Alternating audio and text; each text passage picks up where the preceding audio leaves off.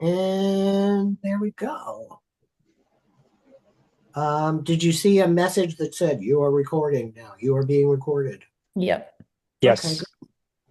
Well, everybody, welcome to the, I have to look it up here again. Quantum Computing Chicago, Illinois, and Beyond Meetup Group.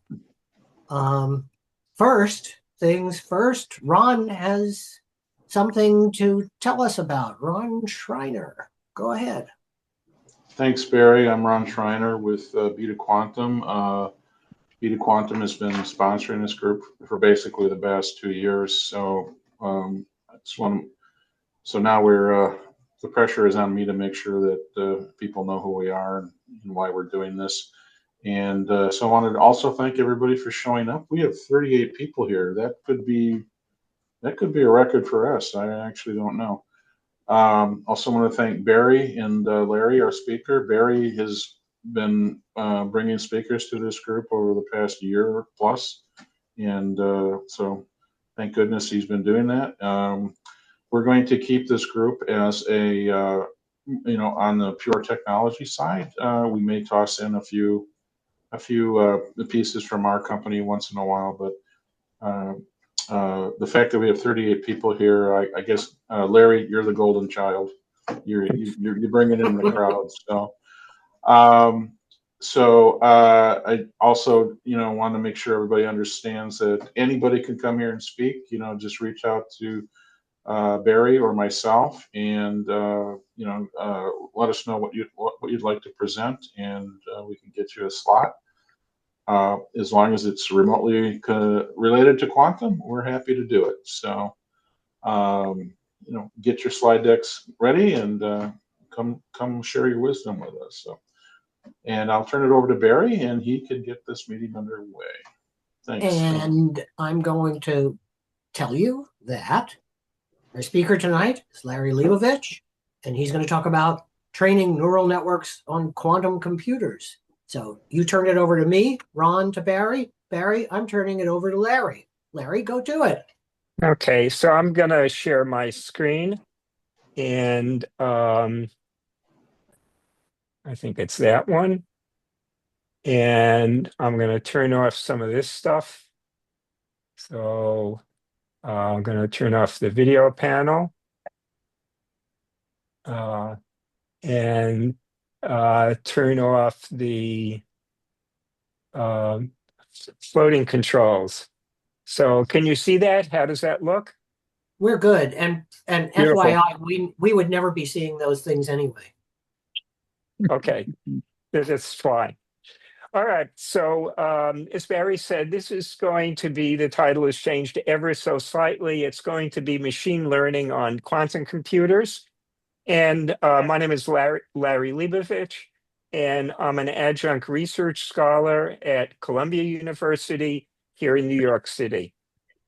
And my background is sort of varied. So my undergraduate degree is in physics. I did a PhD in astronomy. Then I worked at a medical school, not as a doctor, but as a researcher for, I think, 14 years. Then I was involved with the Center for Complex Systems, doing work on a variety of different things, and came back to New York here about 15 years ago. And most of my research has involved complex systems, either that is systems that have many strongly interacting components. And that includes physical systems like the motion of stars and gas and galaxies. It includes biological systems, how genes regulate other genes. Has included social systems, studying how therapists and clients interact in psychotherapy. And what I've been doing most recently is using machine learning and artificial intelligence to measure the levels of peace in different countries from both the news and social media in those countries. So what I'm going to talk about is, first of all, make it clear what machine learning means, and then describe what are classical neural networks, And whenever I use the word classical, it's going to mean non-quantum. And then I'm going to show how we can use machine learning to train classical neural networks, and then how we can use machine learning to train quantum computers. And I'm going to discuss three types of quantum computers. First of all, those that have nice quantum Dirac operator gates. Then new hybrid computers that have classical layers and quantum layers. And third, quantum annealers. So let me start off by describing what machine learning is. So the established paradigm of solving a problem has been we have data and a method to solve it. And we turn that method into equations and then turn those equations into computer code. And then we add new data to the computer program and the computer gives us the answer. But the paradigm that happens in machine learning and AI is a little different from that.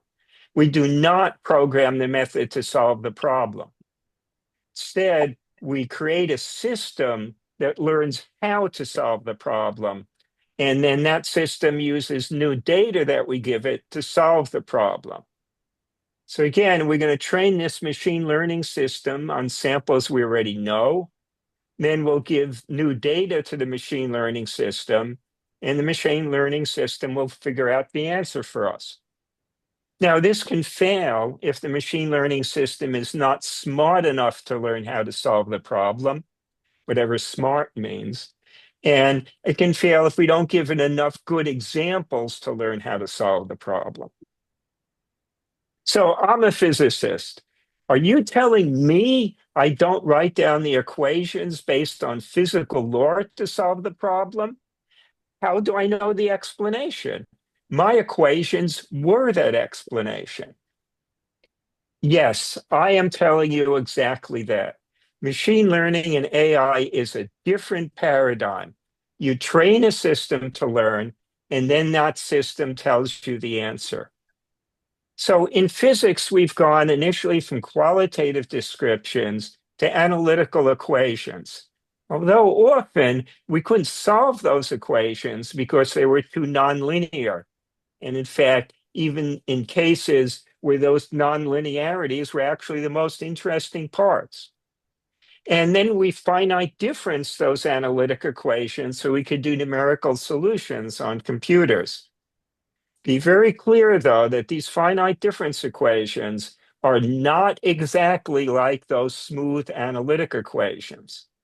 And even besides that, those numerical solutions are often unable to really do problems that scale over many orders of magnitude in both space and time. So now we've come to a point where the AI system is the explanation. So in a certain sense, this is not such a new issue. I mean, people are upset with this, I should say, because now we have a black box. We know we put in the black box. We know all the equations we used to create it. We know the data we trained it, but we can't fully explain how it got the answer that it got. Well, as I was saying, this is nothing new.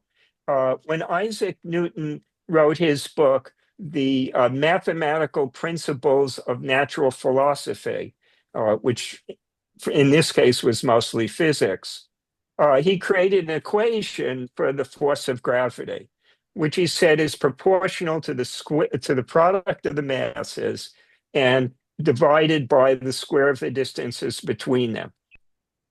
At the time this was published, this was heavily criticized because people said that equation didn't explain how gravity worked. You know, it's action at a distance. What's going on? How does this actually work? All you have is this odd looking equation. And they said it was a return to medieval mysticism. And this criticism was actually so intensive that a few years later, when Newton wrote the second edition of this book, he added a response to this. And one of the lines that he added, which became one of the most famous lines in all of that book, was this statement that basically said that he frames no hypothesis about how gravity works. But he said he can use this equation to determine the shape of the Earth, that the diameter of the Earth from the North Pole to the South Pole is going to be a little bit less than the diameter of the Earth across the equator. And that turned out to be true.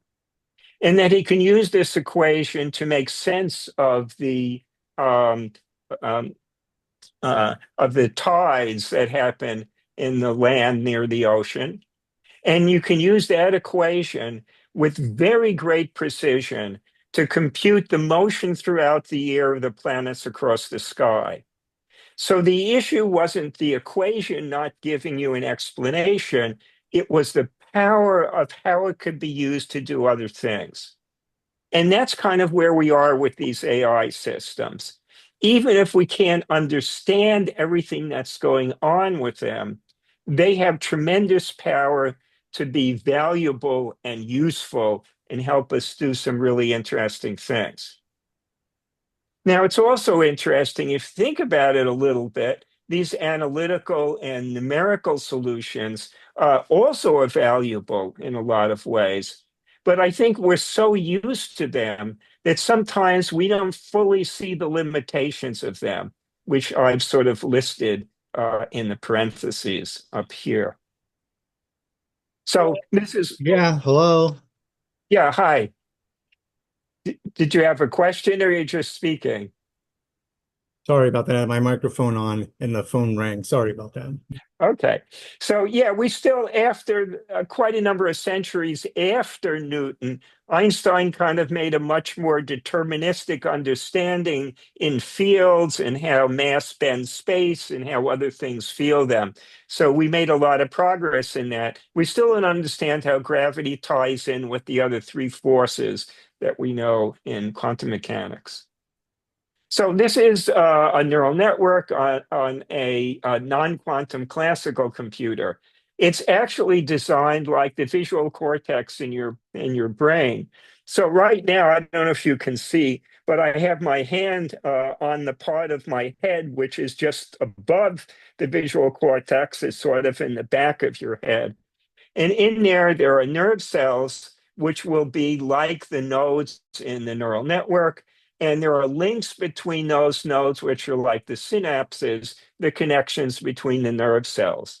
And there are going to be many layers feed forward, which means we're going to compute from the input to the output. So here are a number of input nodes. We have some nodes in the middle. The nodes in the middle between the input and the output are referred to as hidden layers. Here there's just one of them.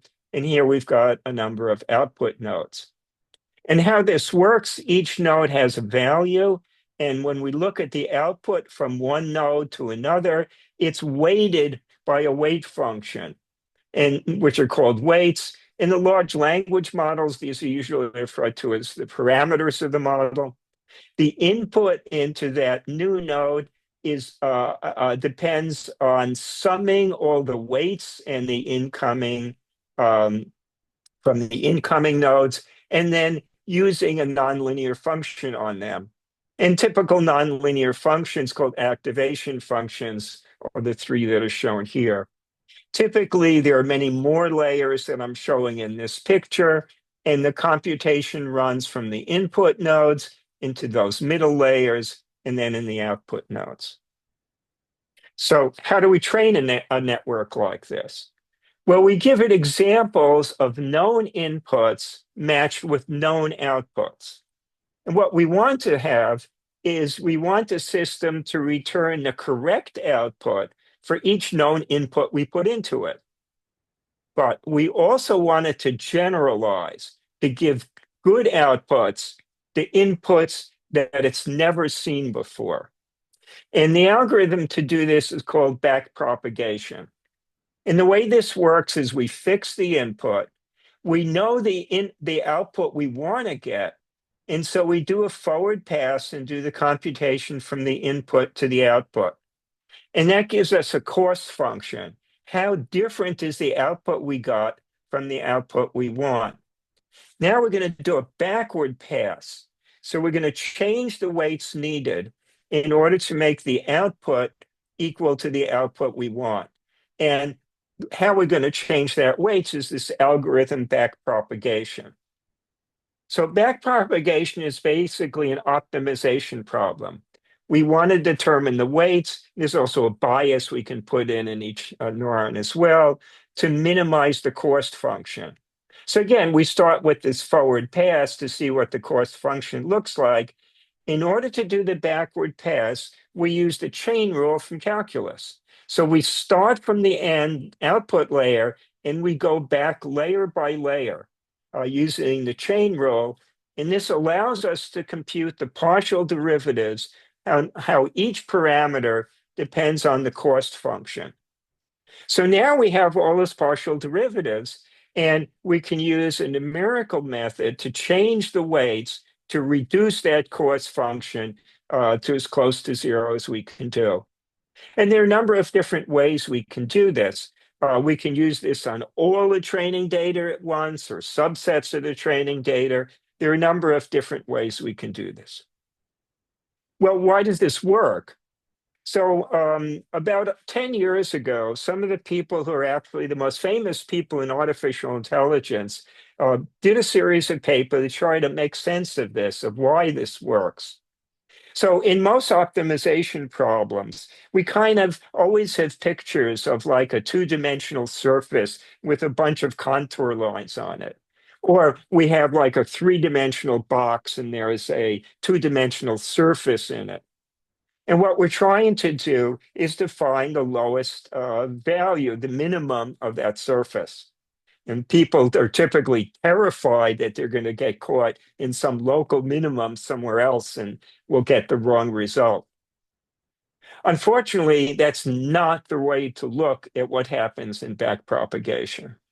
The point that these people made was that we're dealing with a system here that has hundreds of thousands of dimensions, or in some of the large language models, hundreds of billions of dimensions. And this hyperdimensional space looks very different than that. It turns out that most of the critical points in that space are actually saddle points. That is, the calculation proceeds from one direction and then moves out in a different direction.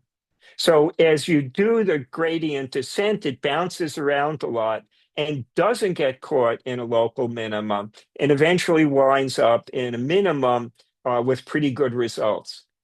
They also point out that it's not necessarily unique. There may be many sets of weights that you compute for roughly the same cost function. So this is an example of doing that. This is a data set from MNIST of handwritten digits. It was done by having workers in the 1990 census and some high school students in Bethesda, Maryland, writing the digits 0 through 9. Each of these digits has 28 by 28 pixels, and each pixel has a grayscale from 0 to 255. And here's an example of some of those digits. So this is the digit 8, for example. And in order to solve this, you can use a neural network. So we're going to start with a 2D array of 28 by 28 pixels, which we're going to collapse to a 1D array of 784, which is 28 times 28. So we're going to have 784 inputs into the neural network. Now, I don't think it's usually made clear what this flattening really means. What we're doing is we're taking 28 horizontal slices through this 8, and we're connecting them end to end. So this neural network never sees anything in the way you see that 8. It has these 28 separate disconnected strips. And yet, this neural network is able to find some features in those disconnected strips. So it's able to identify this as the number 8. In this particular network, there are 128 hidden nodes and hidden layers, and there are 10 output nodes, each for the digits 0 through 9. And when you run the calculation, you put the data in here and you see which of the outputs has the highest numerical value, and that determines its choice as to what the digits it's seeing is. So this is trained by back propagation. In this case, it was trained on 60,000 digits and tested on 10,000. As the training steps increased, this got 97% accuracy, which is pretty good. Well, people developed more sophisticated versions of neural networks. This is a convolutional neural network. So we have pieces, the same piece of the image, in this case in different colors, winds up all going to one place. So there's what's called a convolutional area, a convolutional layer, which is sparse actually. And when the information comes up here, it actually reduces the number of variables in there. So that's called a pooling layer. And there are alternations between the convolutions and these pooling layers. Sometimes there could be 100 of these layers like this. And this is thought to work exactly like the visual, or at least similar to the visual cortex in the back of your head, where you can actually do experiments on the visual cortex, which has about 6 different major layers. And the layers at the beginning, just getting the input from the eyes, are sensitive to things like lines and their angle with respect to the vertical or their motion in one direction. And as you go up to the visual cortex, the idea is that it puts those lines into figures, into more complex pictures, and maybe ultimately a face. And in fact, there have experiments been done with these convolutional neural networks to show that as you go up here, it's picking up higher and higher level pieces of the patterns. So this convolutional neural network, So this convolutional neural network has some properties of the real visual cortex, but not other properties. So the activation functions, which are usually simple nonlinear functions in the neural network, in the brain are actually discrete and dynamic analog chemical reactions happening between activators and inhibitors and sensors on the cell membranes, a lot of other stuff going on in these synapses. The reason why I'm saying this is a lot of this is based on biology or actually psychology. And when we run into trouble that things aren't working as well as we would like, maybe it's good to go back to the biology or psychology and get other ideas about what to try. So the person who invented these convolutional neural networks, Yann LeCun, who is currently the head of AI at Meta, has said how you go back and look at the biology is not so simple in how it sounds. And the example he gives is that if you wanted to build a machine to fly and you're studying how birds fly, what you don't want to do in your machine is try to copy everything the bird is doing. You don't want to build a metal airplane with metal flapping wings because that's not going to work. When you look at the bird, you have to see what are the properties of aerodynamics that it's using. And then if you can understand that, then you can figure out how you want to design your airplane. So I think the same thing is true of what we're trying to do in artificial intelligence. I think one of the problems is that we don't really understand what intelligence is, meaning understanding all the pieces that go into it. And so I think that's Yann LeCun's metaphor also applies to intelligence as well. So as these neural networks became more complicated about 7 years ago at Google, they invented a network called a transformer. And what we have here, the input goes into an encoder, which makes some representation of the data going in. That's different from the data. And then that representation can go into a decoder that can then change it into something else at the output. So for example, we can have the encoder read a text in English, and it tries to create what represents the meaning of that text. Then that representation can go into the decoder, and that decoder can change the meaning so it comes out in French. This decoder part is basically what the large language models are.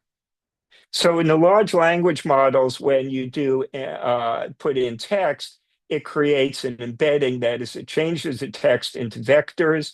It already has a number of saved vectors in it. So if the red is your input, there are many other vectors already in it.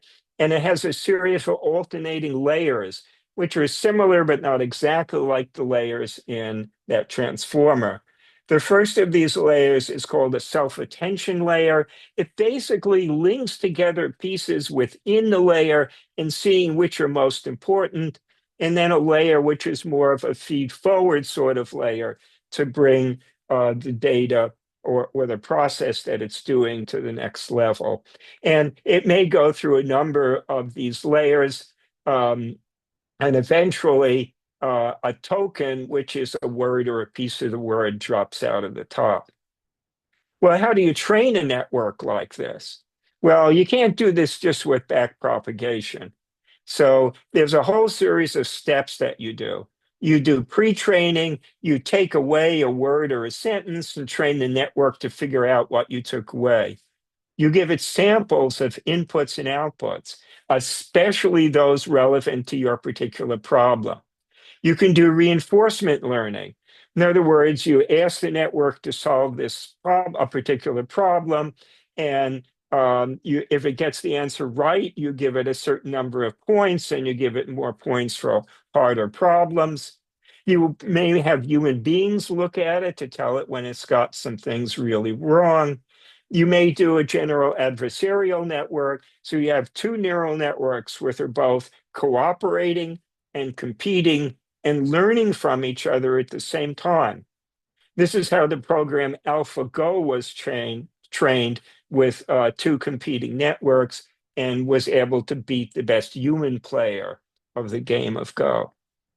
So the reason why I'm going through all this, I want to give you a sense that these things are sort of both synergistic and sometimes competing with each other. And this data science of the way they handle things is more artisanal and more craftsmanship-like. It's more like the way medieval masons built cathedrals.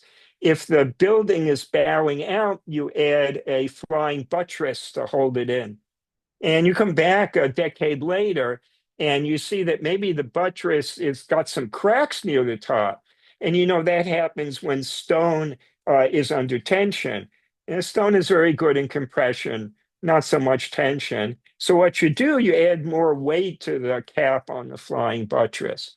So I'm trying to emphasize that this culture is different from much more mathematical and formal methods that we're much used to seeing in physics. But the reason why I've gone through this whole process is so that you come away with an understanding that no simple change is going to make a quantum computer suddenly be able to do a large language model of very sophisticated AI. That AI depends on a whole bunch of processes and very sophisticated architecture. In this sense, classical computing is years ahead of quantum. The transformers are almost 10 years old now. Convolutional neural networks are 35 years old. Backprop is 50 years old. And it's kind of surprising that we don't have LLMs or adversarial networks or mixtures of experts or reasoning models or a whole bunch of other things that have been happening in classical computing. And why is this? Well, the question mark indicates not only the question, but the answers here is I don't know the answer to that. I think for a long time, physicists were not aware of what was happening in the computer science and data science communities. I think in the last few years that's changed. I think it's changed a lot. But the other aspect of this is maybe the quantum is harder to do. Quantum is good at linear algebra, at Hilbert spaces, but maybe it's not so good at optimization and trying algorithms. But despite that, quantum should be better at machine learning and AI than these classical approaches, because we all know that because of superposition, each operation on a quantum computer is able to work on all the states of a single qubit at once and all the combinations of states of a set of qubits at once. And because of entanglement, again, each operation can work on many things at once. Also, I think a very important point is the dimensionality of classical systems of n bits is 2 times the n, but the dimensionality of a system with n qubits is 2 raised to the n. And that higher dimensionality gives a lot of interesting things for us to play with. So the point I'm trying to make here is we really need new architectures and new algorithms that use these quantum features to make it possible to do more powerful AI. So now I'm going to apply this to 3 types of quantum computers. I'm going to start with quantum computers that use gates, that is the full Dirac operators, like the XYZ rotation operators, Hadamard operators, conditional knots. Here, the program will use only those gates to solve the problem. Then I'm going to talk about hybrid computers that have both quantum level layers and classical layers. These are now called variational quantum circuits. And I believe looking over the website, you had someone talking about these actually a couple of months ago in your meetup. So what we have here are layers of quantum matrices and layers of classical machine learning.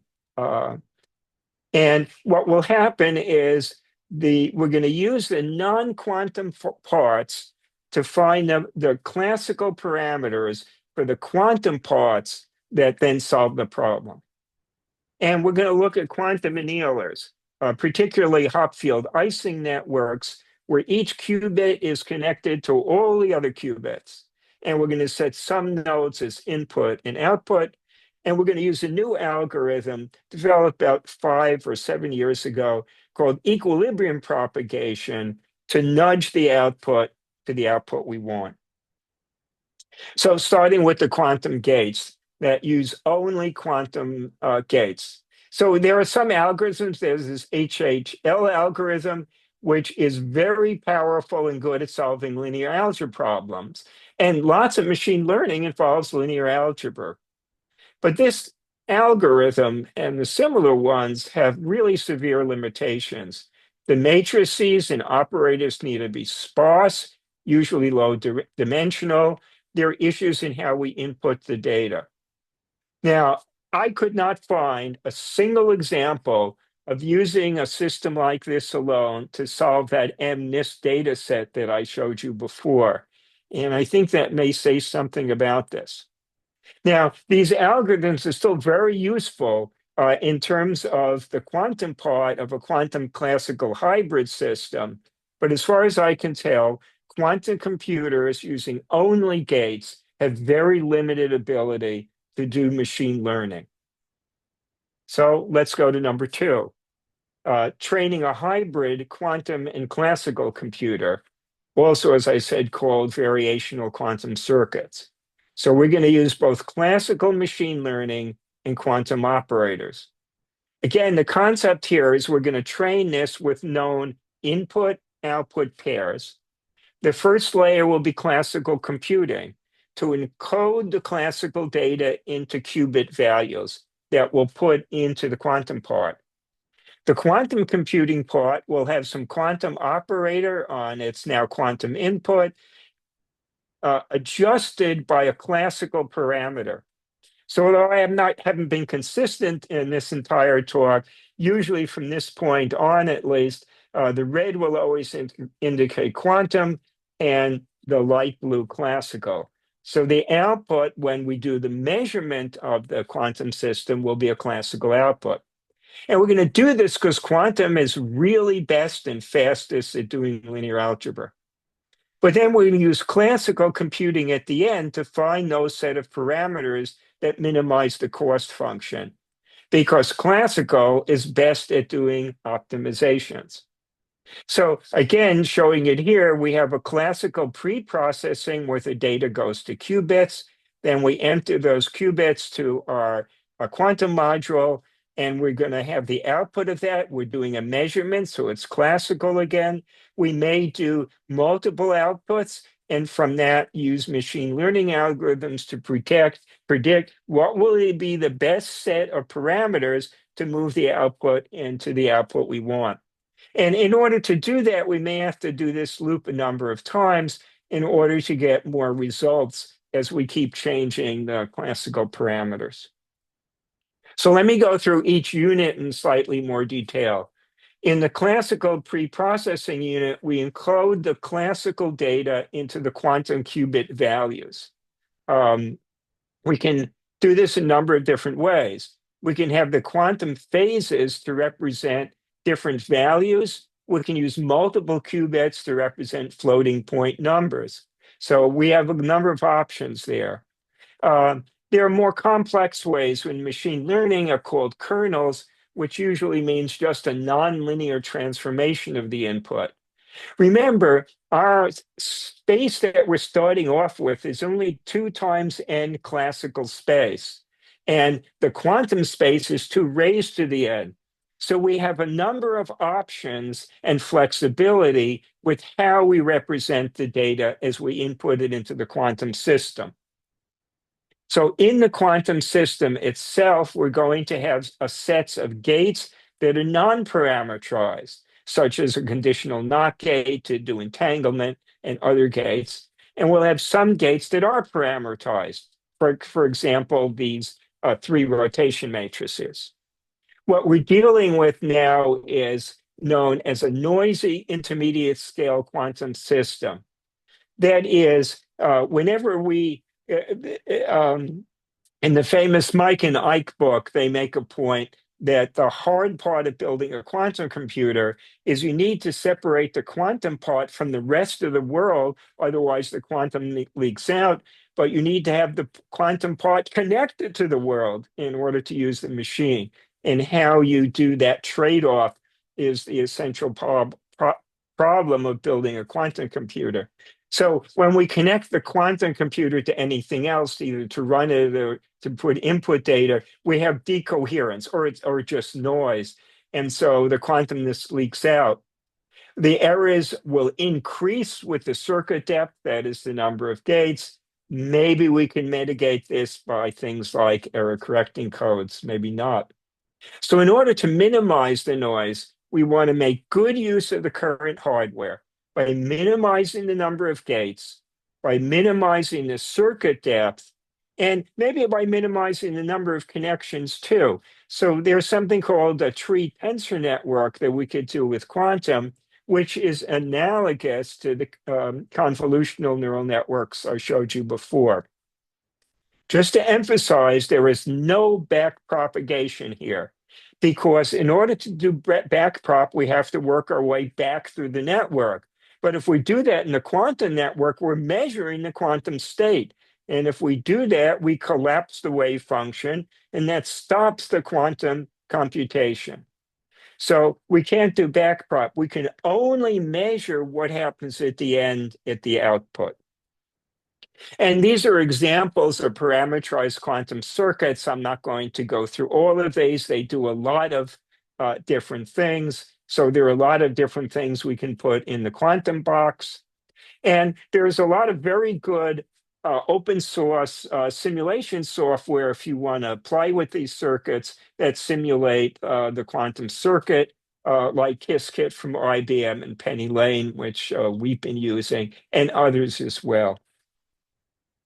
So now let's talk about that output end. So what we're trying to do is first put in input-output pairs where we know we're going to try to minimize that cost function. So we're going to get the output as a function of those parameters. And this is like now the second part of backpropagation. As we accumulate more output results for different parameters, we can make better and better guesses of how we should just adjust the parameters in order to make that input-output match.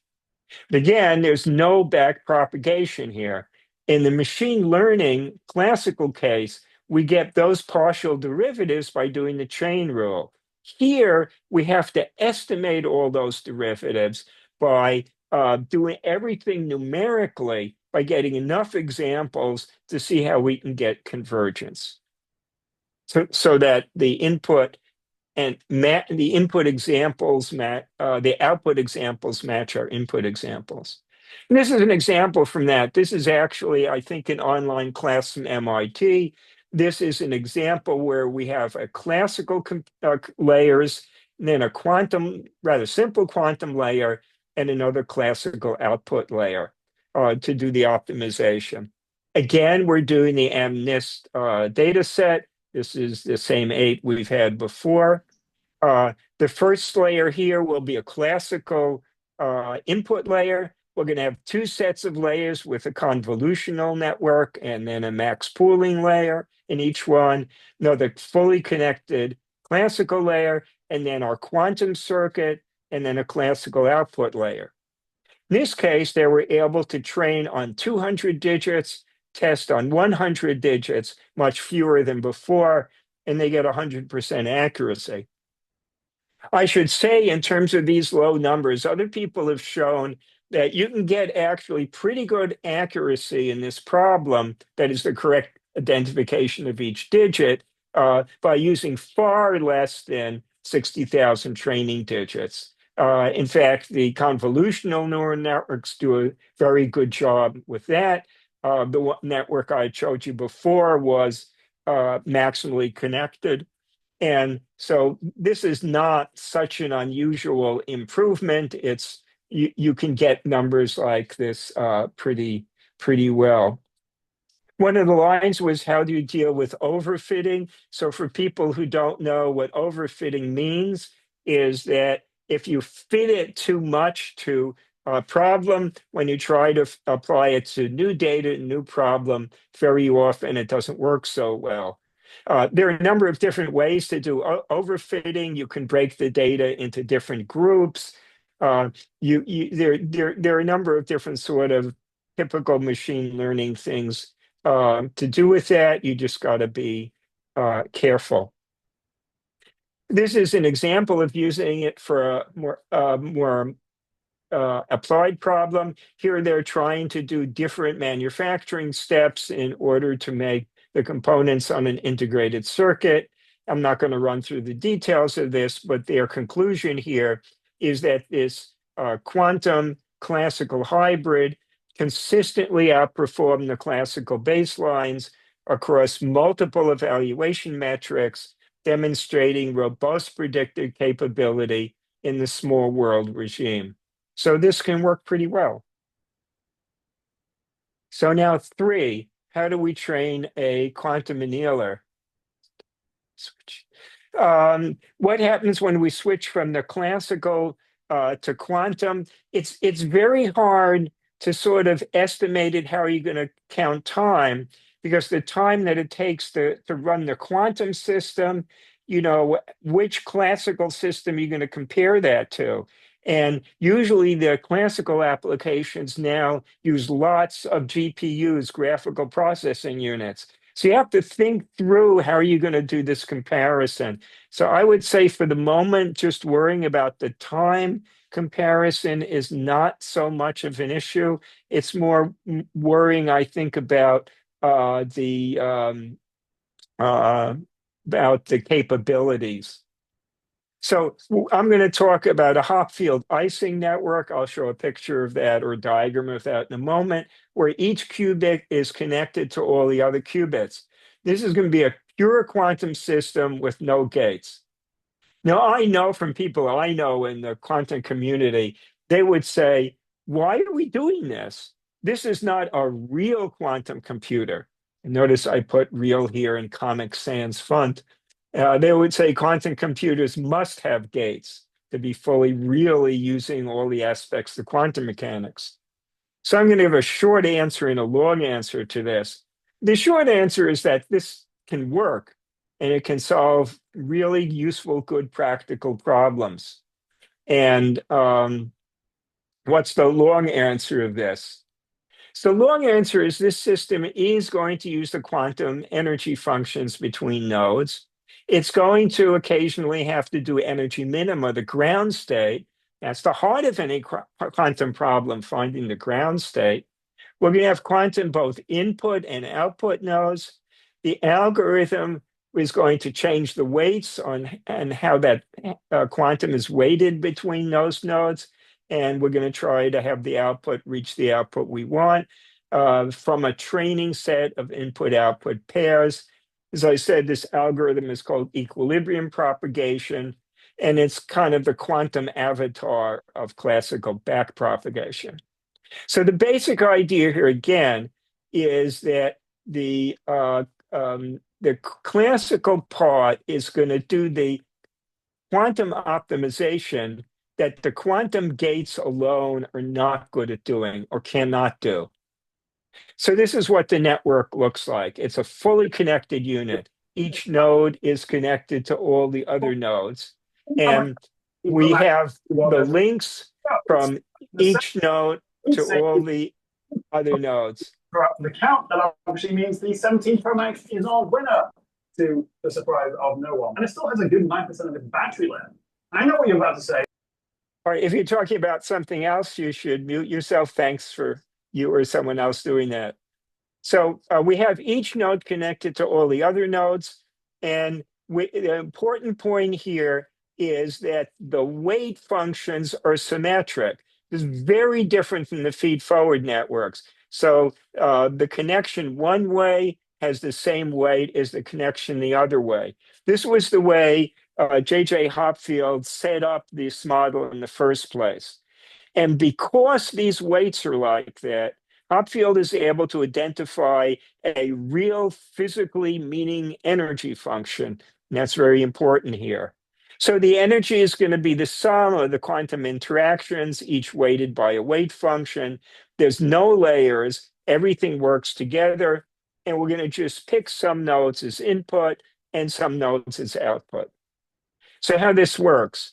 When it's trained, we're going to fix values of the input nodes, find an energy minimum, and then read the values of the outputs. And we're going to have some quantum energy function that will tell us, given values of the nodes, what the difference in energy is. And then we're going to weight this value by the weights.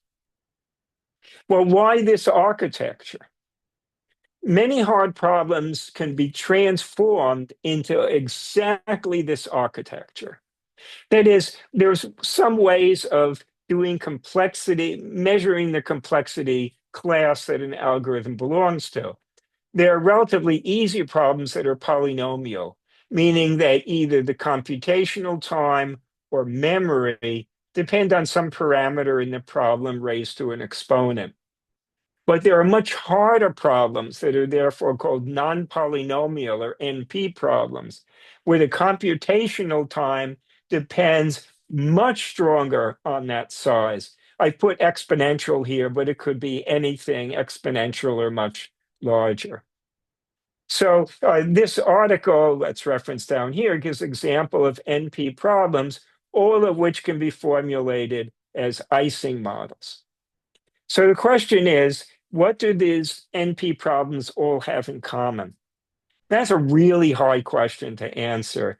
I would suggest, and this is not definitive, all of these problems really have local interactions that really span, in some sense, many scales that lead to global effects.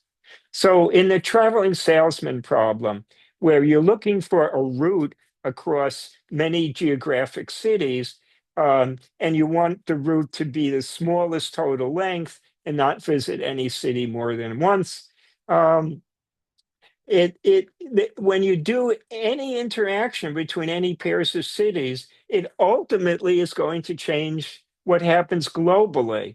And it's this interconnection between being unable to split off pieces of the problem that I think, to me at least, is a characteristic of just about almost all of these NP problems. Well, this is just what happens in real life. Here, RL stands for real life and not reinforcement learning.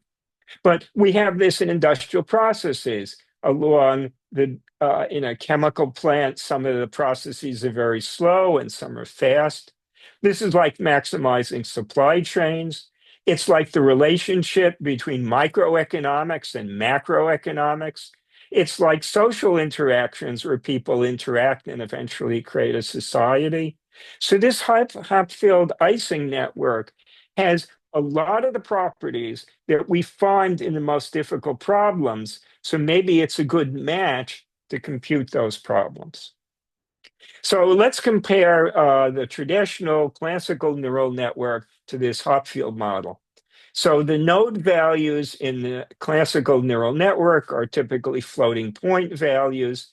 Sometimes they could then condense them down to only a few steps to actually save space so things can run on your iPhone. But usually in the more larger models, they're continuous.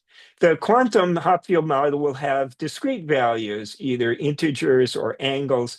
I was doing something with what's called a Q equals 4 Potts model, which has 4 levels. So the example I put up here has 4 levels. The connections between the nodes in the classical network have these sort of typical activation values. In the quantum, the network will depend on the quantum interactions between two nodes weighted by the weights. And again, the weights need to be symmetric. The topology of the classical network will be input going to output, feed forward. The quantum network will be fully connected, each node to all the others. And we're going to compute everything, everywhere, all at once. But both of these will have a forward and a backward pass. The forward pass in the traditional neural network will be from input to output, and in the quantum network will be equivalent to finding the free state energy minimum. The backward pass in the traditional network, classical network, will be the usual back propagation. But in the quantum network, we can't do that. We can't just fix the output and try to work ourselves inward because everything is connected. We'll mess up what's going inward, or what's going on inward will mess what we did to the outputs. So we can't do that. So we need to do something different. And this is that equilibrium propagation. So now, as usual, we're going to give it examples of known inputs with known outputs. And again, we want to get the correct output for each known input. And we're hoping that this will generalize to give good outputs to inputs it's never seen before. So the way we do this, we fix the input. So we do that forward pass, and then we have the free state energy minimum. Then what we're going to do, we're going to weakly hold the output near the output we want. And this nudge acts like an external force that propagates inward to a new internal state. So that's the backward pass. We're going to have the output approach a little more the output we want. Now, in order to know exactly what to do, we use the fact that because the weights are symmetric, we can define an internal energy function. From the force we put on the output nodes, we have an external energy function we can compute. And it's these relationships that are used to show how we should compute the effects of the output. And then we're going to iterate this slowly in order to try to get the output we want. Because we're iterating slowly and in essence going through a series of nearly equilibrium states, that's why this is called equilibrium propagation. And I'm not going to go through the details of this. The details are in the article by Scaleria and Bengio. They also show a number of different ways of proving that if you do this procedure, it will actually work and will train it in the right way. And this is the application of that algorithm to solve the MNIST handwritten digits. So here are our digits again. Here's our 8. This was an article, the reference is down here, where they solved this problem on the D-Wave system, DW2000. And system has 5,000 qubits, it's binary. The qubits are 0 or 1, and the network is logically fully connected. It's much more complicated than this. Inside the machine, things are only connected in 4x4 squares. So you have to do a lot of other connections to make them logically connected. The weights are different in different parts of the machine, but they vary between 4 and 6 bits. 4 qubits together are used to define what the digits are at the end, and they used equilibrium propagation. In this case, it was trained on 1,000 digits and tested on 100, and they get an 89% accuracy out of the machine. But they can also show if they just do a simulation, so there's no noise or no decoherence at all, that actually the accuracy of this would have been significantly closer to 100%. So another version of this, which they refer to as an analog quantum computer, is we're just going to find the ground state of a network of qubits. And it's going to be, again, pure quantum, but no gates. So in this thing, approach, we're not going to train the quantum network. We're going to do the opposite. We're going to train the problem. So we're going to train the problem into this form where we have these variables, or called features also in a lot of machine learning, and they have a adjustable parameter in front of them. And we're going to say this is the energy function, and we're going to use the machine to determine the energy minimum, which will give us the value of those functions. And this can be done by the qubit quantum, the Dirac 3 Quantum Computing Inc. Machine. Here, the nodes and qubits are photons, not integrated circuit oscillators. And in a nice demonstration they showed last week at the New York City Quantum Computing Meetup, they showed how they could do a number of standard machine learning algorithms, XGBoost, decision trees, logistic regressions, and use this to detect credit card fraud, do scheduling problems, financial plans, and protein shapes. They also say on the website they did the MNIST digits with this in a hackathon, but they don't give a picture or more details of that. So this is the summary of all this. Training a classical or quantum computer from a set of known input-output pairs is an optimization problem. On a classical computer, this is done with backpropagation. But backpropagation doesn't work for a quantum computer. And no quantum gate only machine learning algorithm, as far as I know, works for a gate only, Dirac operator only quantum computers. So the issue is we've got to get around that in some way. So one approach is to use a classical quantum computer, also called variational quantum circuits. So what's being done here is a classical component is the key element in doing the optimization, and the quantum component is being used to do the calculation each time you go through the steps to estimate what the answer is. The second version I showed is using a Hopfield Ising quantum annealer. In this case, where all the nodes are connected to all the other nodes, and it's trained by equilibrium propagation by doing slow nudges in the output nodes that propagate through the whole network. And the third example is a completely analog quantum annealer, where here, rather than training the network, we transform the problem and find the coefficients of the ground state that we created. So if we can do this problem transformation, they can use this very efficiently to find find the ground state. And let me end with a shameless ad for my YouTube channel, which is Larry PhD without any spaces or dots or anything. It turns out there are a surprising number of Larrys on YouTube. So if this doesn't work in finding my channel, if you do quantum computers in 20 minutes, it will find that video, which will take you to the channel. So thank you. And I look forward to any questions you have. Wow, that was great. Larry, thank you. First, thank you. I'm going to thank you later, but I'm going to thank you now. That was a fantastic presentation. We got some questions in the chat. I know there are going to be questions from the attendees, the people in our audience. But I always encourage my students to ask naive questions, what they call stupid questions. And so I'm going to start with one. In an earlier slide, you referred to classical as 2 times n and quantum as 2 to the n. I get all of that, but where's the 2 times in classical? If you look at all, let's say you have n bits, you have, again, it's the dimensionality.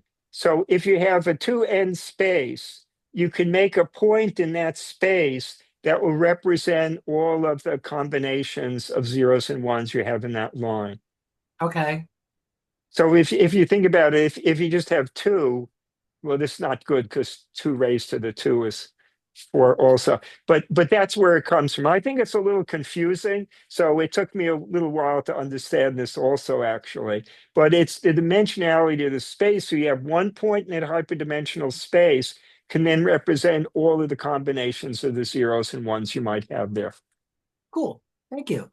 All right, we have some questions in the chat. Yeah, let me pick on one of these. So there are these neuromorphic neural networks. That is, people are trying to design chips that function more like neurons in the brain work. I don't think this is a good approach. It goes back to what Jan LeCun had said about building an airplane with flapping wings because birds flap their wings.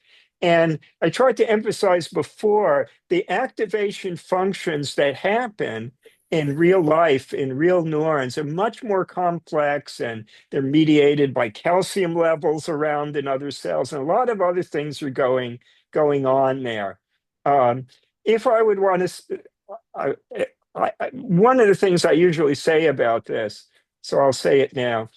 What happens in neurons is neurons generate an action potential, which is a digital system. It's a spike, and they're unique, and they're either zeros or ones. And then they go into the space, as someone was pointing out, there's a space between the neurons. And when they get to that space, it squirts out neurotransmitters and their inhibitors. There are a lot of things going on. But that space is hardcore analog. They're all fighting for each other. Some are trying to get at the receptors at the next synapse. Some are trying to block the receptors. So it's a very analog sort of thing. So then the signal that was originally digital is made into analog, and the next neuron makes it into digital, and the next synapse makes it into analog. This is something we almost never do in our engineering. Maybe we have a D to A converter at the or an A to D converter at the beginning and a D to A converter at the end. But we don't do this alternation between analog and digital repeatedly. And biology does this in other places too. It does this in DNA. So DNA is basically a digital code. It's got 4 letters, and those letters are used to make amino acids, which go into proteins. So this digital DNA then makes an analog organism, which has proteins, which are analog things that work on doing different functions. And then that analog organism uses its digital part to make another analog organism. We have no understanding about what are the engineering properties of this alteration between analog and digital that the biology is doing. So I think a more interesting question is to think about why it has that analog component rather than trying to put in activation functions to make it like neurons. So I don't think making the chips like that is kind of what you're really trying to do. Hello. Okay, so as far as my understanding in neuromorphic chips, the not just the activation function is based for neuromorphic, but the way that it works itself is analog to analog from the beginning to the end, based on my studying of spiking neural networks. There's no analog to digital conversion until the end of the spiking neural network. And they're also known to be more power efficient by using analog and rate encoding and not keeping the same rate, like a whole number the entire time. All So right, I've not heard about this analog to digital conversion until the end of the network because I do know that we're also able to convert regular neural networks into spiking neural networks, and it becomes more efficient. all right, this I haven't heard of, so that's very interesting. The other chips that I knew about weren't doing that, so that's very interesting. Again, it goes back. We don't know what's really important here. Presumably, the neurons are using a digital transmission because that's going to be more noise tolerant. So we don't know. There was also someone a number of years ago, so I don't know if this is still currently believed, had some evidence that there was multiplexing going on in the neural signal. So, for example, they were saying that the message, the pain message being sent down, the neuron aspects of the spike train were doing intensity, and other things in the spike train were doing whether it's hot or feels cold or things like that. So, there are a lot of other things going on in neurons. In the brain, only about a tenth of the cells in the brain, something like that, are actually neurons. There are all these other cells that maintain the activity of the neurons. As I was mentioning before, people are just beginning to learn that there are cells that control levels of calcium that are exterior to the neurons, and that calcium can affect, whether the signals go from one neuron to another. So I think let me come back to the basic point.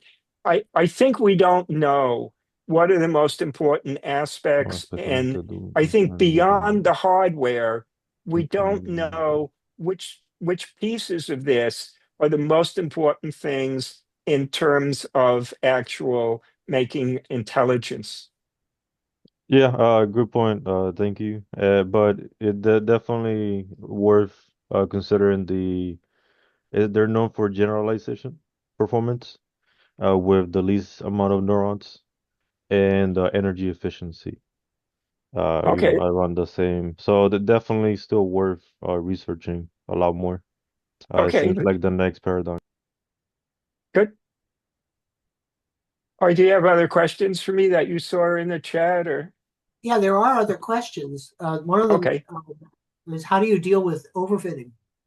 Yeah, and so overfitting means, and the community, I think, has chickened out of using the word overfitting. They like to call it variance now. I think overfitting is a much better word. So, as I was saying before, overfitting means you fit your parameters so closely to your training set that it doesn't do well on a test set. So the usual ways of dealing with that are to divide up your training set into different groups so you can make more variations in how you're doing the training. So that's the usual way of doing it. That's not perfect either. I think this is an issue you've got to be careful about. We had one project where we trained a system on news data from one database, and it actually fit news data from a very different database very well. But when we tried to apply that to YouTube videos, didn't fit the YouTube videos as well, and so we had to go to using a different approach. So I think overfitting is a serious issue, and you have to be very conscious of what you're doing with it. Uh, Larry, can I just ask a question? This is Sean here, regarding the that issue overfitting. So my understanding is that in quantum machine learning in general, it's a more of a problem because of, well, another way to, I guess, to phrase it is the barren plateau is very common in quantum machine learning models. It's probably more prominent than their classical counterparts. So, excuse me. So one potential reason I was thinking, I think I might have also read it somewhere, is that because part of the reason why you seem to hit a lot of potholes in this barren plateau where there is just, basically riddled with local minima everywhere, is because potentially that when you encode your data into quantum states, you're now projecting your data into a more than just classical hyperdimensional space, but also Hilbert space, which is even, mega hyperdimensional because now you're in the complex domain. So as a result, because now you're able to see finer pixels in these patterns, you're going to see local minima everywhere because you're able to see such fine grainy details of the data correlations. Of course, a lot of them are just local minima, and not the true. So I wonder if you would agree with that, or if you have any other insights. So that as a result, you tend to have overfitting problems more often with quantum machine learning models versus the classical ones. So that was sort of the conclusion. So I just kind of wanted to hear your take on that. Thank you. So I don't have any real sense. I don't have any sense of what that training space looks like in the quantum situation. As I said, the people who studied why backprop works, and again, there was no one ever asked why it works. It was like, again, that's this sort of craftsmanship. You just try stuff. But so I don't know what that space looks like. As I said, in the classical space, it's not that there are a lot of dangerous local minima. It's that there are a lot of saddle points. And so you keep bouncing around. You don't get trapped in a local minima that's far away from the solution. But I don't really have any sense of what the quantum space looks like. So I can't say anything about it. Okay, Larry, also, thank you. Also, I just wanted to point out that there was a new paper that was published very recently that tried to employ a sort of how should I say this? I forgot the exact terminology they were using. So basically, what they were trying to do is to introduce superposition when testing the local, either superposition or tunneling. So trying to basically get out of these local minima very efficiently by setting, instead of going in headstrong, you're trying to set yourself in a wave like manner.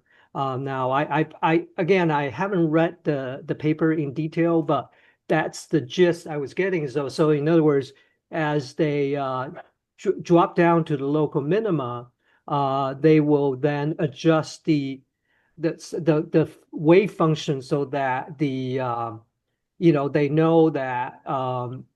But anyways, I probably should stop before I make a fool on myself by talking gibberish. But also for just you mentioned earlier that you have not seen a paper that was using quantum circuits purely without relying on a classical optimizer to do the so-called the back propagation part, because I know you were talking about the VQCs, the variational quantum circuits, or the general VQE, variational quantum algorithms in general, Right. including VQEs and VAOAs, VAOA of the world, basically.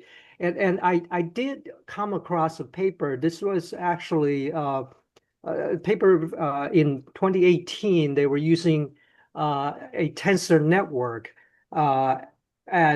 to replace the neural network. So basically, I probably have to revisit that paper, and then it seemed like that was their very first promising attempt to go towards quantum machine learning purely without relying on a variational routine, but anyways, I just thought I would flag that, just for the record, But If you find that, I would yeah, appreciate it if you could send me the link to that. That would be great. yes, I actually do have it because I actually talked about the paper back in many years ago. So I just have John, to. why don't They, you they actually they why don't actually you put it in the chat? right. They actually Okay. did use the Minus database, I think. That was but anyways, I will do that. What I'll do is I'll drop my email in the chat, and then anybody interested, shoot me an email. I'll find it. I'll email it to you. Thank. Okay. I'll shut up now. Sorry for taking so much. No problem. We have another question here. Are you aware of neural network testing that's been done using topological quantum environments? No, I'm aware of some of some of the efforts to do topological qubits, but I don't know of any training things done with them. I know a little bit about topological qubits, but not a lot. But the answer is no. I don't know what people have done with that. Other questions? Unmute yourself and chime in.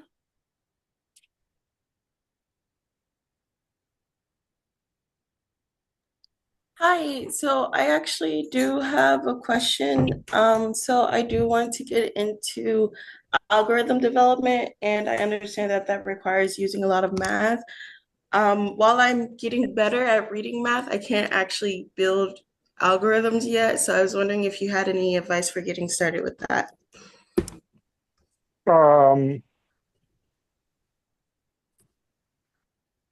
And so tell me more what your interest is. Your interest more specifically in quantum computers or in other things, or where?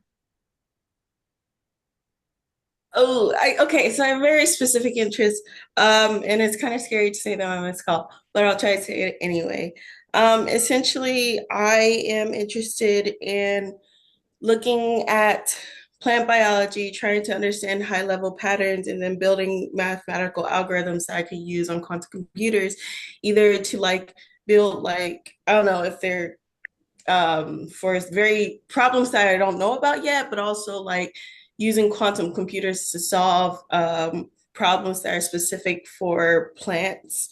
It's still a work in progress, but for me, being able to find patterns and then put them into algorithms, I want to have the ability to turn them into mathematical like algorithms first, and then I like abstract them a lot, and then later on be able to actually use them on a quantum computer. All right, so I would suggest finding a group or a faculty advisor or someone who's using quantum computers or trying to do problems, maybe not the exact problem you're interested in, but something similar. So then they can tell you what they would think the most important mathematics for you to learn. Most of this is linear algebra. So I would say starting with a linear algebra course would probably be helpful, just as a beginning. Have you had a course in linear algebra? Technically, yes and no. I wasn't a student in it, but I sat and I took some of the exams. Okay, I think that would be a good place to start. And then there are books on quantum mechanics that use the linear algebra formalism in order to do things, using matrices and things like that. So that would be the kind of algebra you'd want to learn. My book Oh, uses only matrices, not abstract linear algebra. Okay, so If you can do a shameless plug, I can too. no, you're right. I mean, it's the same thing, I think. I mean, the matrices are basically linear algebra, aren't they? Oh, sure. Yeah. Yeah.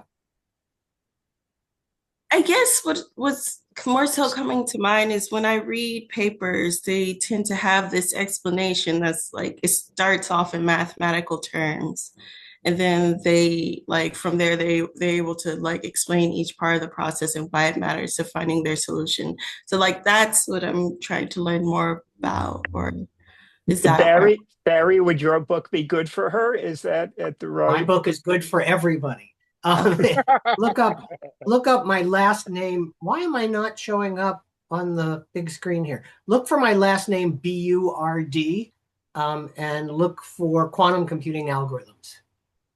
Okay, thank you. And send me an email if you have questions. Yeah, William? Okay. Yes, this is for everybody, but especially Yakima, and I think you really asked a great question. And I'm a voracious reader, so I'll share four books with you. I'll put them up here on the screen. Just take a screenshot. Essential Mathematics for Quantum Computing. Is that coming through okay? Can you see that? I can. I'm writing it down.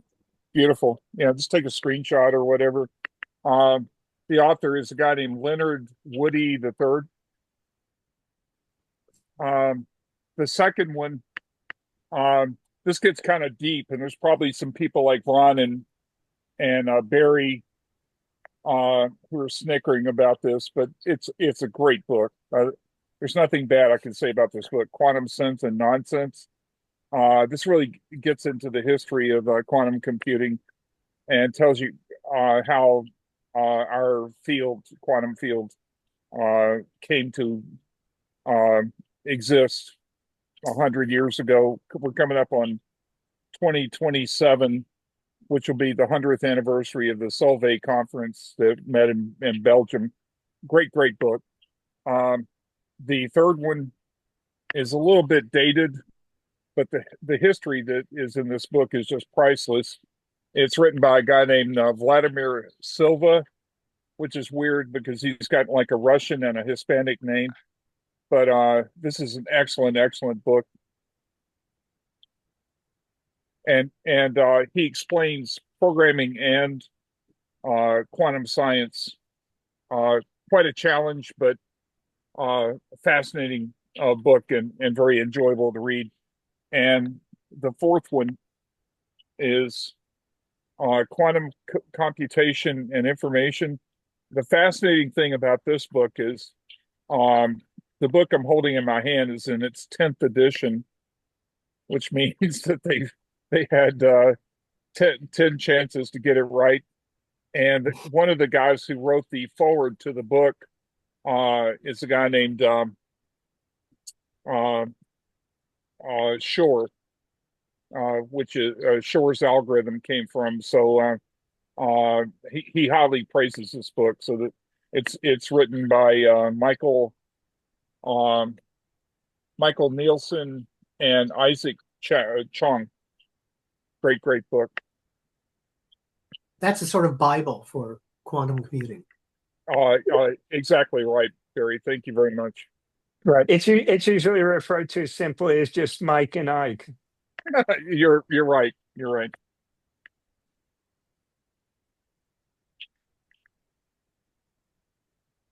Oh, More questions? Oh, the okay. other, yeah, real quick, Barry. The other thing that's helped me is I've just become a fanatic. I mean, obsessive about attending these quantum meetups. Every time you guys have one, I'm here.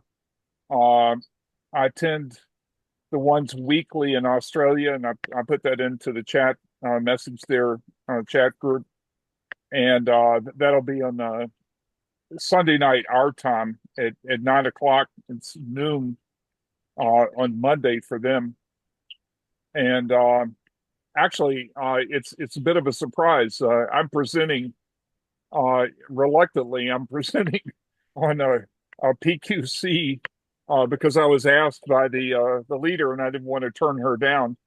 So I'll be presenting Sunday night on that for stuff that I've collected. So if people can attend, great. If you cannot attend, send me an email at williamslater@gmail.com, and I'll just share the presentation with you. But I'll plan to comply with their request to present, and I'm not making a big deal about it. I was just asked. It's my third attendance there, and I'm happy to do it because when I'm just trying to be a good neighbor from the other side of the globe. But I did want to, before we get off the call, I wanted to find out from Larry. Can you put it in the chat about how to participate with the New York quantum group? Because I'd like to participate with those guys too. Yeah, so all you have to do for that, I can just explain it. If you go to a meetup and do NYC quantum computing, that will give you the link to the group, and everything they do is put on that meetup page. Beautiful. Now, the New York group doesn't record their meetings. And, Oh, it doesn't. and you're in Chicago, right? Yeah, I don't think. Yeah, it doesn't Yeah. matter. If I'm attending a meeting, I've got my Microsoft Word document open, and man, I'm copying and pasting screenshots. So if they don't record it, no big deal. I'm taking screenshots. No, I mean I don't think they stream it. No, that recently they've been the New York group has been streaming things recently. Okay. The last two they did from a Microsoft facility that was both live and online, and they don't always save I don't know what they do with the videos. Talks I've given there, I've always recorded the video and posted it somewhere. So I think some of the videos they do may get posted. I don't know if they have a central place where they do that. So that I don't know. Guys, I'll share with the group because this is the Chicago group. This was envisioned probably 3 to 5 years ago, back when quantum computing meant super cold computing, and most of us know that they've achieved some room temperature stuff with photonic quantum computing. But anyway, on the site of the old U.S. Steel plant on the far south side of Chicago, they're building the IQMP. As a matter of fact, I think they've even got a website, iqmp.org. The significance of that is that they intend to have the largest quantum computing complex in the world. Well, at least in the United States, but probably the world. The people that are building it are PsiQuantum and IBM, and the people that are going to run the show are supposedly the University of Chicago, because the Pritzker Molecular Modeling Center is where they do quantum computing there, and also University of Illinois at Chicago. So the good news is I think there's going to be a lot of opportunity. The bad news is that if you get hired in that complex, and they want you to show up for work every day, that might be a little problematic because it's kind of on a dangerous side of Chicago, and there's going to be a lot of people that maybe have $400,000 or $500,000 of PhD student loan debt that are not going to be excited about going down there to work. But just if you want to have a little Illinois pride or national pride, that's going to be an important place. If you can skip the politics and the geopolitical danger of the place. I see a question from Brian. Yeah, I have a question that although most of the theoretical ground covered here would definitely be valuable, uh, I have a question around the reality of using quantum computing and the hardware of it, and which I think would be valuable to go over, you know, as a bare minimum for the meeting, or maybe it might be in other meetings, but can you advise on the current resources? If you are there any free resources on quantum servers? Like how would someone acquire such for research purposes? Does IBM still offer access to their machines on a Can I just limited basis for free? They used to. I haven't used that system for a few years, so I don't know the answer to that. I think some of the other companies, Everyone's I thought IonQ for a while was offering some free access. I think um, there are two ways you can get involved with this. I know IBM has a number of sort of like hackathon style events, and they also have over the summer, like training camp type of things. So there are activities like that. I would try to get in touch with you should check the IBM Qiskit quantum website. And as I said, I thought IonQ was also offering some time, but I don't know. I would get in touch with whatever, take a look at a few companies like D-Wave or whatever, and just get in touch with them and see what they're offering or look at their websites. I mean, they're doing this because, they want to have a trained workforce. They want people to understand the importance of what they're doing. And so, there a couple of these companies are doing that. I don't know if Rigetti was doing that or not in California. They may have been doing that. So I think you just have to search out whatever is sort of the biggest current names and look at their websites or get in touch with them. Larry, can I just offer even a better solution? Sure. So, Brian, you can write down three names: StrangeWorks, QBraid, and Blue Qubits. These three companies offer free accounts for students, for learners to access a all of those names that you mentioned, Oh, Larry.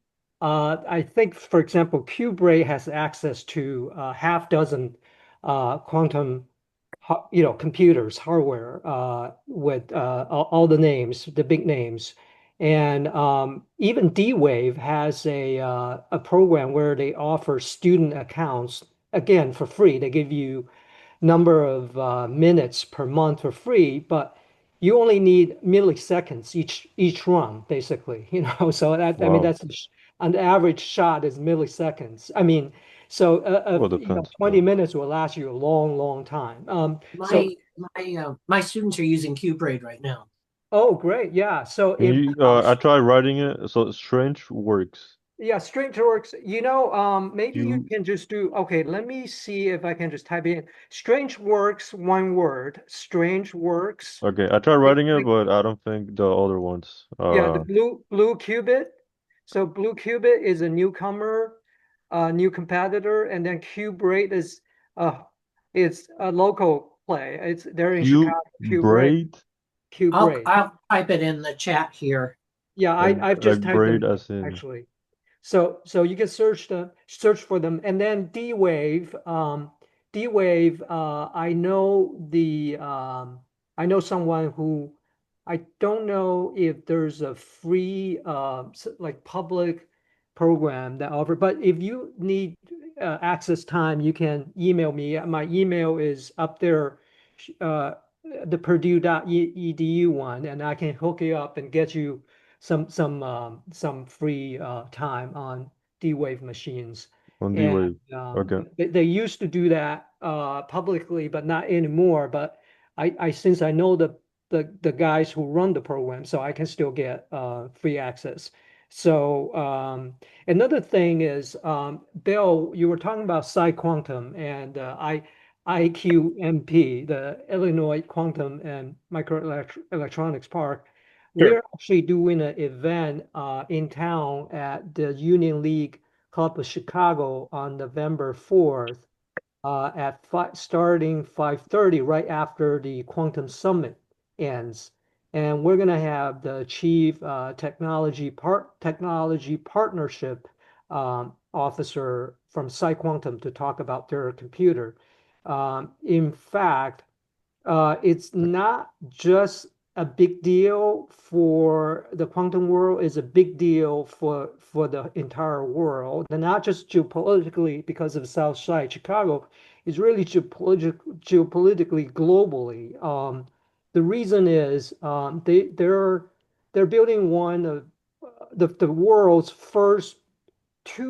one of the first two million qubit quantum computers, utility scale, warehouse size.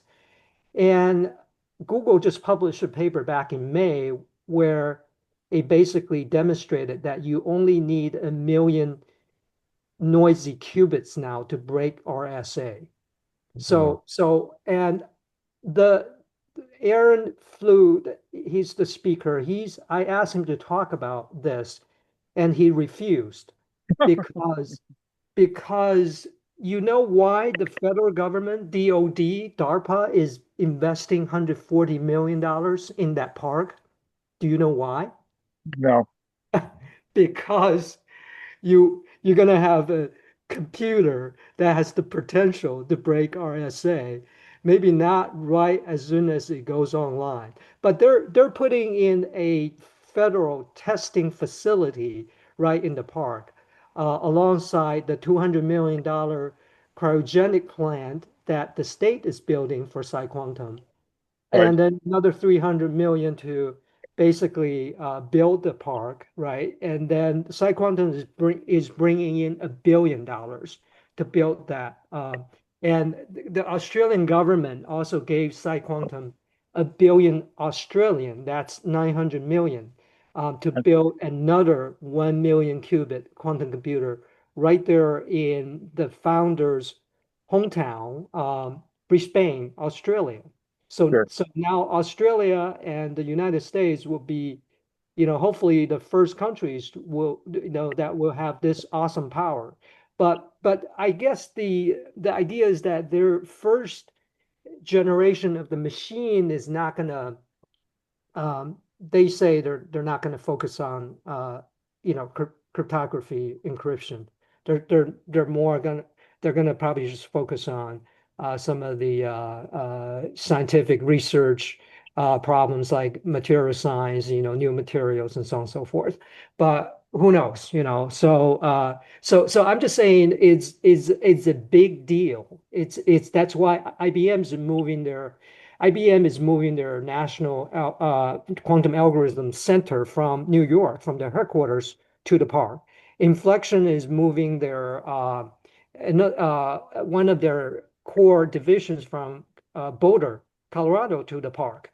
And I think Microsoft is going to do something similar. So I think very soon you're going to see this domino effect. Everybody would want to be sitting next to this world's first million qubit quantum computer, Sure. So nobody. Yeah, guys, let me add something here. I'm working on PQC projects right now with a coworker in Houston, Texas. A fantastic guy. It's got a ton of experience. I listen carefully to what I'm about to tell you. You could go in with some knowledge of PQC and things like S bombs and C bombs, cryptographic bill of materials, and you could go do a perfect PQC project for your client. It's a wonderful thing.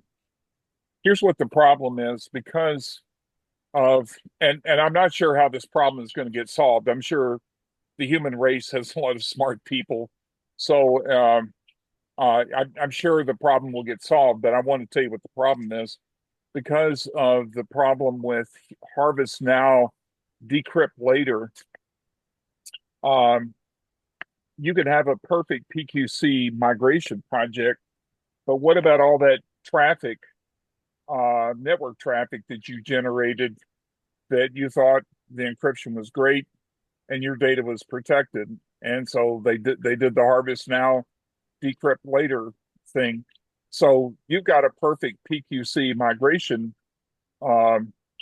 project that went very well at your company, but still all that data that they collected, the bad guys collected on you, is now out there and can be decrypted using quantum computers and quantum algorithms without your knowledge.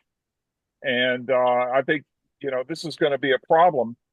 The other problem is that for the people who wait forever, the average PQC project is going to be 3 to 7 years, and they're saying Q-Day is coming somewhere between 2030 and 2031. The government got it wrong. They thought it was 2035, but it's really going to be 2030 to 2031.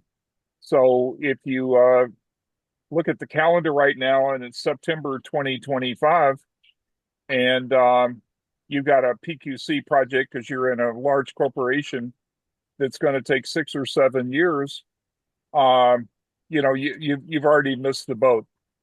So just be aware that all this is complex, and this is the type of stuff that keeps me up at night because I'm thinking we need to come up with a solution for all the people who are going to be vulnerable to harvest now, decrypt later. And I'm just putting this out there.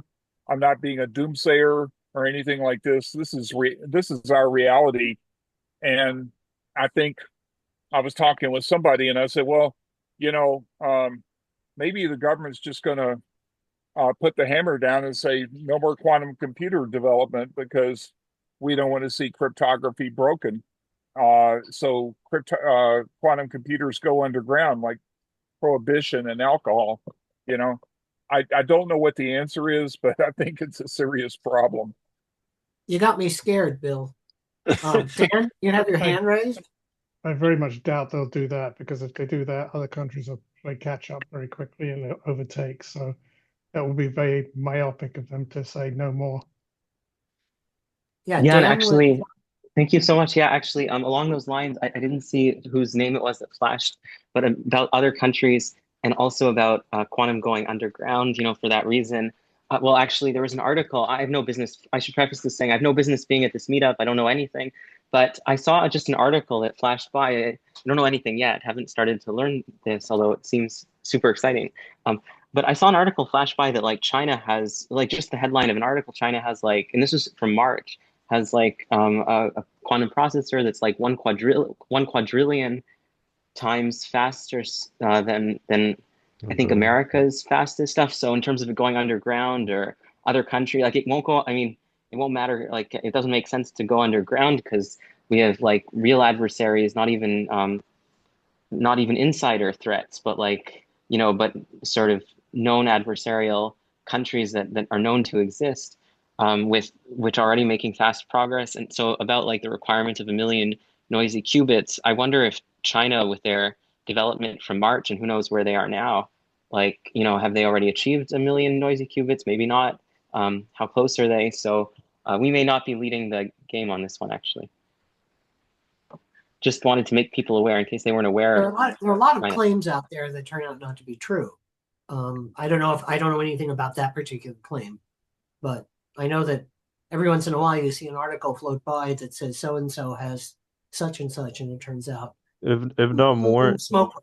I believe if not more qubits, which I think it did, it's actually cheaper. They found a cheaper one. But related to that, actually, And related to what William was just talking about, there's also new nuances here of quantum computers being made with regular silicon chips, using the same CMOS fabrication technology found in conventional computers. Uh, this is one of them is called quantum motion that has a full stack quantum computer. So this would be what sets motion, and paves the way for commercial, residential, quantum PCs. So it seems like it's a bit at this point a bit too far, forward advanced for the government to, lay the hammer down and stop all quantum development because it definitely seems like, it's gonna be on PCIe port within a couple of years. The train has already left the station. Yes. I'm going to see if there's one more question, and then I'm going to close the meeting because I have papers to grade tonight. One more question. Let's take one more comment or question. Now I've scared everybody. If no one wants to do this, I'll just respond to Dan's question about China. So, in fact, there was a paper that was out from China back in, I think it was late last year, that claimed that they were able to factorize. They set a new record uh, in factorizing how many uh, bits, right? Like in the current RSA is 2048, right? Bill, correct me if I'm wrong. Current Sure. RSA strength is 2048 bits, right? Correct. Yeah, and of course the current record for breaking RSA for factorization is, I think it's like in the 20 something, and then they set a new record. What was surprising was they didn't actually use a gate-based universal quantum computer. They actually used D-Wave. So what they did was they actually re transform the factorization problem into a optimization problem and solved it with a quantum annealer, D-wave quantum annealer. So the media, knowing very little of the technicalities involved, how many big strands in terms of how many bits and so on. So just basically all the headline just said China breaks RSA for the first time using quantum computer. Basically. So basically, if you're interested, so Dan, so the idea here is the take home is, for example, when you read China has this quantum computer and that quantum computer, the best quantum computer they have right now is probably some 2,000 noisy qubits, photonic qubits, created by USTC, University of Science Technology of China. So the idea is that yes, that with that many qubits, it's going to be, for the layman, it's going to be gazillion times faster than your fastest supercomputer, right? But the idea is that you have to always dig into the papers. You have to read the paper to really understand what the claim is and what's going on and all that. And you can't just simply follow the headlines. There's a sensation. The media tends to be very sensational. There's a lot of hype right now surrounding quantum computers. You need to be careful. So that's my comment. Thank you. Thank you so much. Actually, maybe I'll just quickly add one thing. It's really good to hear. But one other thing that occurs to me, just in terms of, I think there'll still need to be a big push, like for America and Western countries generally, to do this and to proceed is because also like whatever China announces, and you mentioned that maybe it's coming, maybe their most advanced stuff is coming from one particular source, like one university, one research institute. But at the end of the day, this is only the public research. Who knows, like in terms of private research, what they're doing, and even America, can maybe do things sort of, maybe they're able under the table to get some stuff by without congressional oversight. Who knows? But in China, certainly that's possible because they're not accountable to everyone, to anyone. So everything can be behind closed doors, and we have no idea in private, what their capabilities are, and they wouldn't want us to know because then we could prepare for their anticipated capabilities. And so, as you're saying, they have some creative solutions that don't require sometimes the certain advancements we anticipate for them to already have interesting and kind of possibly problematic capabilities. So anyway, TLDR, all I'm trying to add is I think there is real cause for concern, for alarm, and just to make sure that we aren't who am I to say this as someone who's not in the field myself at this point, but the Western civilizations need to make sure they're keeping up, because we don't even know what private research is being done, and they aren't accountable to anyone. So they can spend as much budget as they want. They don't have to answer to anyone where's the money going. They can have private roadmaps,